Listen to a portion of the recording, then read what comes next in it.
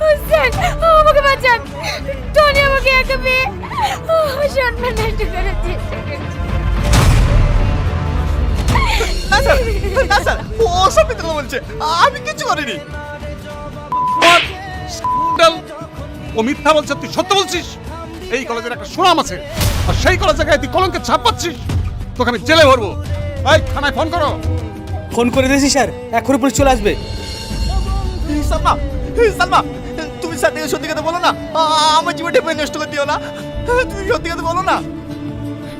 আর তুই যে আমার জীবনটা নষ্ট করতে চাইছিলি, আমি এটাই চাই, তোর জন্য ফাঁসি হোক। কলেজে কি হয়েছে স্যার? এই দেখুন, এই বদমাইশটা একটা মেয়ের মানহানি করার চেষ্টা করছিল। না স্যার, আমি কিছু করিনি, ওর সাথে আমার ঝামেলা বলে ও আমাকে ফাঁসানোর চেষ্টা করছে, আমি এসব কিছু করিনি। এখন তো বাচ্চার জন্য কথা বলবি, চল কিছুদিন জেলের ভাত খাবি, সব ঠিক হয়ে যাবে।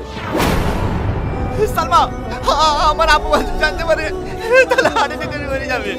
আমি তোমার হাত ধরছি, তুই সত্যিটা বলো, আমার লাইফ শেষ করে দিও না। চল। তুই সত্যিটা বলো।